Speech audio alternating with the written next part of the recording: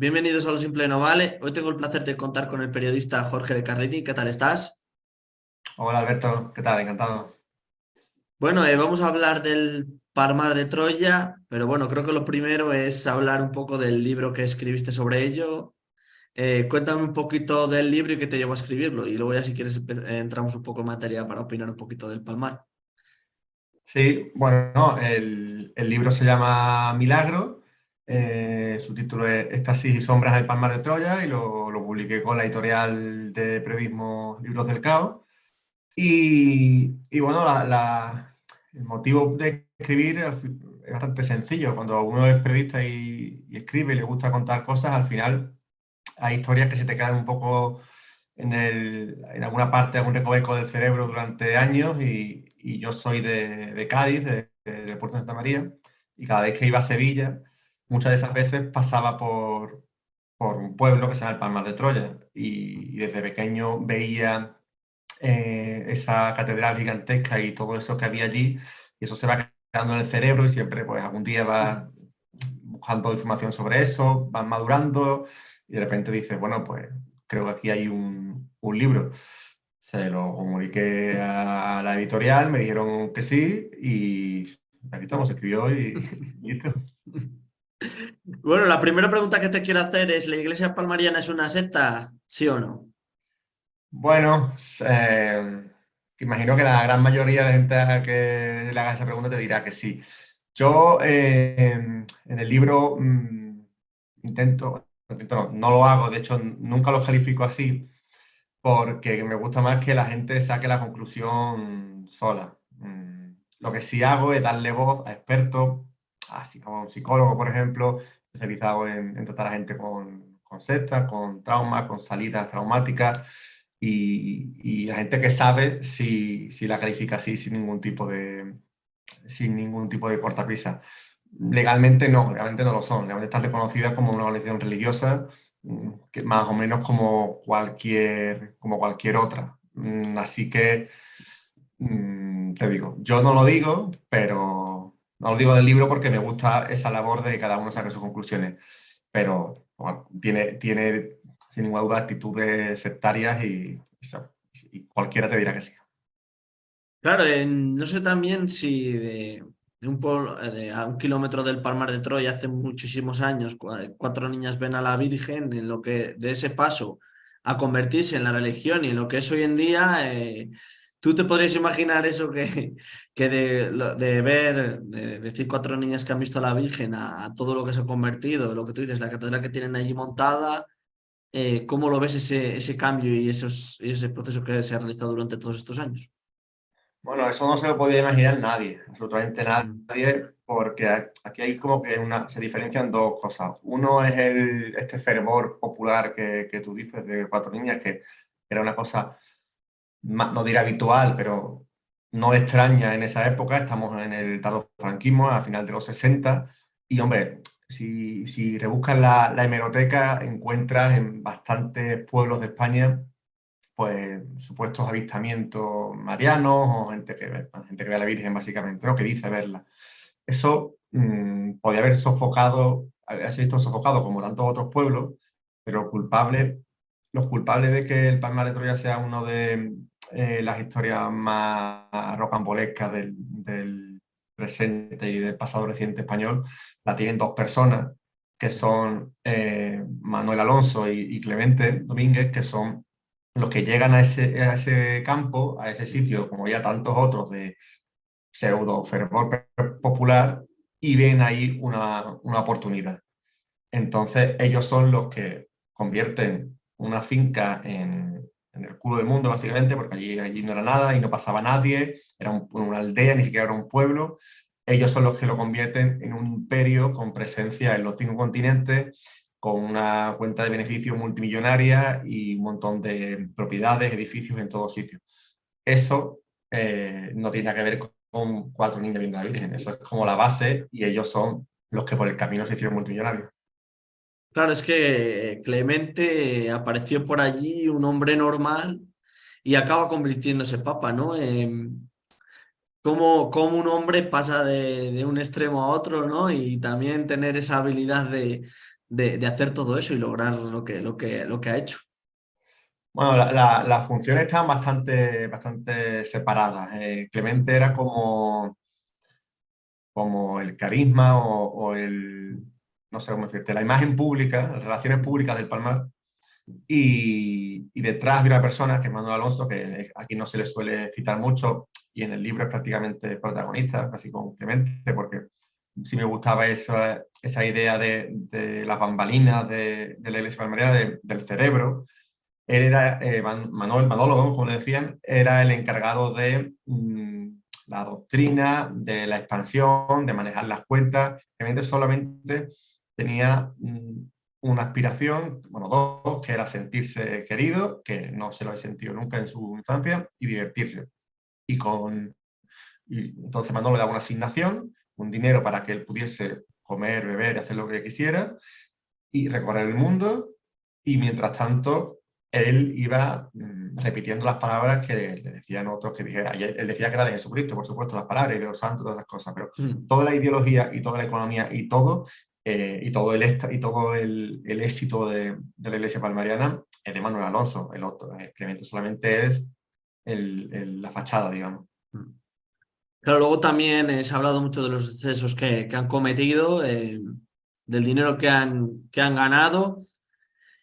Eh, ¿Cómo consiguen adoctrinar a tanta gente con todas estas noticias que han salido a la luz y que han podido verlas? Bueno, es fácil de resumir. Al principio, ellos tiraron por dos opciones. Primero, la espectacularidad, que en Palmar de Troya empezaron a ver muchos videntes, y llegó Clemente un día, de la noche a la mañana, y él dijo que era el mejor vidente, el que tenía pues comunicaciones celestiales más importantes, que tenía estigmas, que chorreaba sangre, era todo un showman. Eso por ahí. Y después la vertiente, perdón, ideológica, que es que es un momento muy concreto, en los años 70, en la que la Iglesia Católica estaba intentando modernizarse, más o menos, hasta el Concilio Vaticano II, y hubo, cualquier cambio histórico, por muchos seguidores que tengas, al final hay gente que no le gusta ese cambio. Entonces hubo una pequeña facción católica, bueno, no tan pequeña, que no estaba de acuerdo con el supuesto aperturismo católico, y se llaman tradicionalistas, ¿no? Amantes de la tradición católica. Y a ese, digamos, hoy diríamos el target al que se dirigieron fue a ellos. Dijeron, en el Palmar de Troya se respetan las viejas esencias, la Iglesia Católica Vaticana está prostituida, está llena de comunistas, ese tipo de cosas que decían ellos. Básicamente lo que tenéis que hacer es venir con nosotros. Entonces, apelando al corazón y sobre todo a una máxima que siempre funciona, que es decir, que todo era mejor antes, eso se lleva haciendo toda la vida y se seguirá haciendo siempre. Si tú dices que lo de antes era mejor, va a funcionar porque a la gente le gusta lo que hay, ya lo que hay antes. Y así consiguieron convencer a mucha gente de que ellos eran la renovación de la Iglesia Católica. De ahí a conseguir que les pagasen, es el paso natural. La gente daba, igual que hacen otras religiones, daba su dinero, su vida y todo, su familia, todo se entregó a la causa, y ellos, claro, pues iban recaudando mientras. Claro, también, según han ido pasando los años, cada vez han tomado medidas más estrictas de tanto de vestimenta, de costumbres, de no tener información del exterior, de estar allí ya adentro. ¿Por qué crees que han tomado todas estas medidas y ser tan estrictos? Bueno, a ver, hay que tener en cuenta que esto es una cosa que dura ya 50 años. Entonces, en ese medio siglo hay subidas y bajadas de todo, porque al final esto no deja de estar eh, regido por personas. Entonces, Manuel y Clemente, que son los dos que lo inventaron todo, ya han fallecido. Entonces, ahora hay, fueron el primer y segundo papa, respectivamente. Hubo un tercero ya están por un cuarto. Entonces, esos vaivenes de aperturismo o de cerrar un poco la mano, pues un poco reaccionando a las vicisitudes del día a día. Se le están yendo, de repente descubren que se le están yendo muchos fieles. Pues hay alguien que lo intenta cortar esa hemorragia, más mano dura, y el siguiente intenta recuperar a los que se han ido y un poco más de manga ancha. Es que es difícil decir un motivo porque, te digo, a lo largo de, es muy fácil decir 50 años, pero que son 50 años mucho tiempo. Entonces hay muchas decisiones que se van tomando para corregir una, para corregir la siguiente, para intentar cambiar. Entonces, hoy en día no es lo peor, es decir, hace tiempo, hace como una década o así, fue como alcanzó su máximo grado de aislamiento. La gente, los seguidores de la Iglesia palmeriana no podían hacer absolutamente nada, no podían hablar con el exterior, no podían, bueno, básicamente estaba totalmente cercenada su libertad individual. Hoy en día, no diría que está bien, ni mucho menos, pero está un poco mejor. Es decir, pueden hablar con la persona que vive enfrente en su casa, en su calle, aunque no sea de la Iglesia palmeriana. Eso hace unos años no se podía. Claro, lo que tú has dicho, aunque hoy en día no sea tal aislamiento como hace una década, como comentas, pero sigue siendo muchísimo aislamiento con su familia, sus amigos, sus allegados, ¿no? Es complicado. A una persona tienes que convencer mucho para que desconecte totalmente de su gente allegada y de su familia. Sí, sí, sí. Bueno, en realidad, eh, no es que desconecte de su familia, es que desconecte de la parte de la familia no palmariana. Eso sí. Porque, porque en realidad casi todos los que siguen hoy en día son fieles de segunda, tercera generación. Son gente que ya ha nacido ahí dentro. No hay dentro como en el lugar físico, sino dentro de esa organización. Hoy no captan a casi nadie nuevo. Nadie va por la calle o por internet. Últimamente está intentando hacer muchas publicaciones en internet, con redes sociales y tal, cosas que hasta hace poco era impensable. Pues creo que es una forma un poco desesperada de captar a nueva gente, ¿no? Pero es muy difícil que hoy una persona que no ha tenido contacto anterior con esta organización diga, venga, me meto. Alguna habrá, pero es difícil. Pero casi todos son, pues, mi padre, hay que tener muchos hijos, ¿no? Porque te obligan a tener, no, dicen que es buena idea tener muchos hijos para asegurarse fieles. Entonces, un matrimonio que tiene 8 hijos, pues a lo mejor de esos 8 hijos, cuando cumplen 18 años o 16, ya tienen un poco de más mente y quieren ver mundo, lo que sea, a lo mejor de esos 8 se van 4 y se quedan otros 4. Pero entonces te aíslas de la parte de la familia que se sale. Bueno, sí, evidentemente, hoy en día eso sí es indudable, sigue siendo una causa de ruptura entre familias y gente que no ve a sus familiares desde hace años porque decidieron no seguir con este invento y esas familias que han quedado ya heridas para siempre, claro. Claro, el Papa que hizo un cambio radical que se salió de allí fue Gregorio XVIII. ¿Qué te pareció su salida y todo lo que ha conllevado también a nivel mediático la salida de este Papa cuando estaba allí? Bueno, este es el tercer papa, que se llama Ginés. Yo la verdad es que prefiero llevarlo por su nombre de persona, no de papa, porque o de papa, bueno. Y Ginés, que es un señor de Murcia, vamos, que tenía trabajos totalmente manuales allí en la organización y eh, fue subiendo puestos en el escalafón, y cuando hubo que hacer la sucesión le tocó a él por una serie de circunstancias, ¿no? Bueno, le tocó, se lo ganó, digamos, se lo trabajó. Y nada, y este fue una persona que hizo el refrán ese de otros vendrán que bueno te harán. Sí. Pues nadie pensaba que alguien fuese a hacer bueno a Clemente, pero este lo hizo. Fue sin ninguna duda el papa más restrictivo y el papa más que más hizo por joderle la vida básicamente a sus fieles. Y sin embargo, cuando se hartó de todo eso, se enamoró de una que había sido casi monja en el Palmar, se enamoró de ella, se escapó con ella, dejó de ser papa y se llevó todo lo que pudo de la organización, y salió después en una portada de Interview. Era un papa que no dejaba que sus fieles enseñasen ni siquiera cuello, no, Sí, ni los brazos. Y él después salió con su novia desnudo en Interview.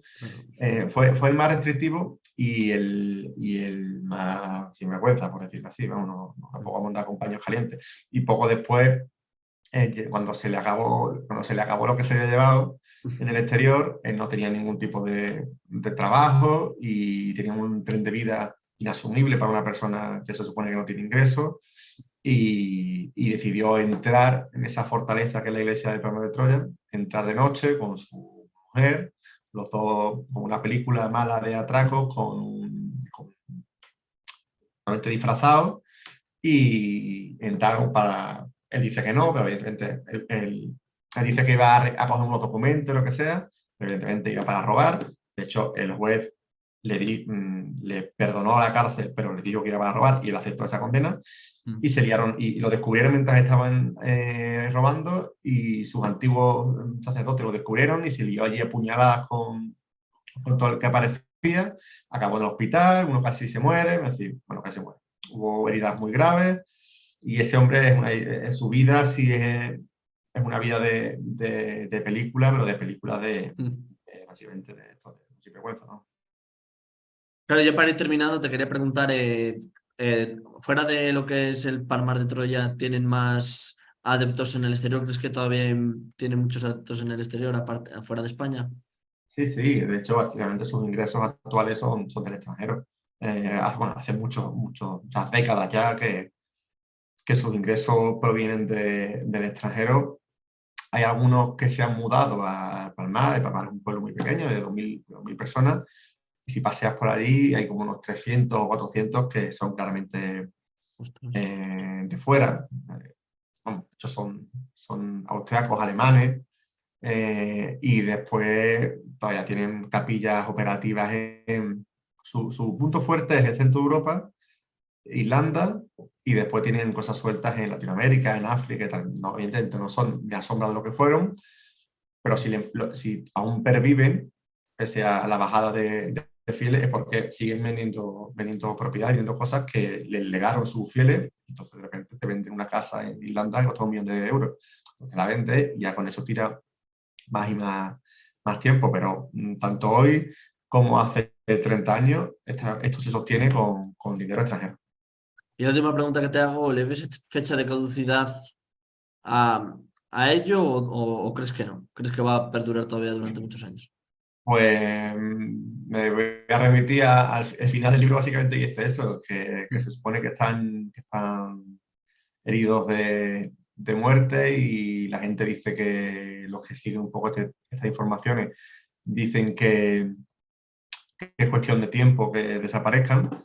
El problema es que eso también lo decían en los años 90 y han pasado 30 años y siguen aquí. Así que mientras haya gente que le siga dando dinero, ellos van a seguir viviendo de esto porque no tienen otra cosa. Son gente que no tiene otra vida, ni otros estudios, ni otros trabajos. Son gente que ahí dentro hay gente que lleva 50 años, tiene 50 años y los 50 se lo ha pasado ahí dentro. Entonces, mientras ahí le siga sustentando esa vida, van a seguir.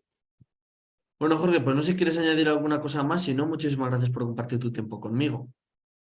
No, nada, gracias bueno, supongo que habrás investigado y habrás encontrado el libro. El libro ya tiene un tiempo publicado, de hecho, hoy hoy hemos anunciado con la editorial que va a salir mi segundo libro, que no tiene que ver con el Palmar, ni con cosas religiosas, ni con cura, ni nada por el estilo, pero no tengo las cosas muy frescas, porque te digo, hace 2 años que publiqué el libro, 1 año y pico, pero mientras me siga gente interesándose por él, pues será buena noticia.